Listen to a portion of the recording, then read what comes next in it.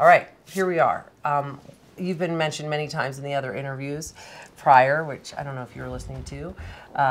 You wrote this amazing film, and I really loved it, living in LA and being a mom and having experienced that crazy preschool insanity and mommy-itis and the couple-itis. And I love that you're like an app, all this kind of .com vagary of what that means and implies. Something I know so much about, so it was easy for me to slip into that. Let's talk about this, Jill. Where did this come from? Let's see. You live in LA. I so do. You know what Jumbo's Clown Room is, and yeah, I remember going there and getting. I actually went there once and had canned beer. You did. Mm-hmm. So it's kind of a hipster thing to do. Like a couple will go to a Jumbo's Clown Room and they'll end up there after a movie. Mm-hmm. I think mine was actually Cheetahs. I went to Cheetahs with some friends just for fun, and people were getting each other lap dances, much like they did in the movie. Oh, okay, I'll pick her. It's a somewhat harmless idea.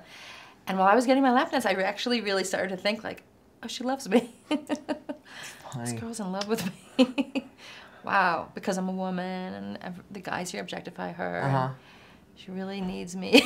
Like all the things that are part of a professional lap dance. Yeah, what they're so good at. Yeah.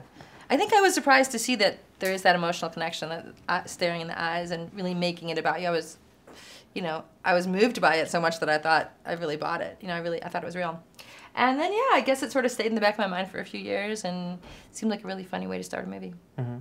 And then how long did it take you to kind of assemble it and get everybody on board? This particular thing happened really quickly.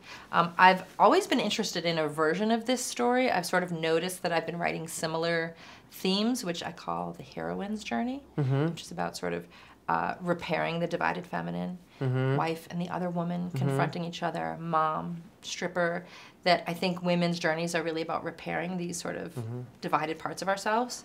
And this divide in our culture, I think, is responsible for so much that is a problem in our culture. So I've always been writing these stories that I call heroines' journeys. Yeah. I mean, I think it's interesting she was talking about like the divided feminine, because I think also,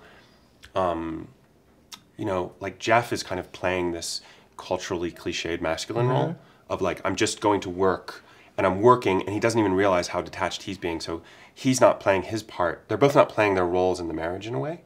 So it's in a way they both have to like get more feminine somehow. It's not really about gender. It's about kind of coming together. Like I always, people say there's some sex in this movie, but I think that it's about intimacy. It's about like people who are afraid to step into that. Even husband and wife who've been together for so long, they've kind of shut themselves down to each other. They're not seeing each other or hearing each other.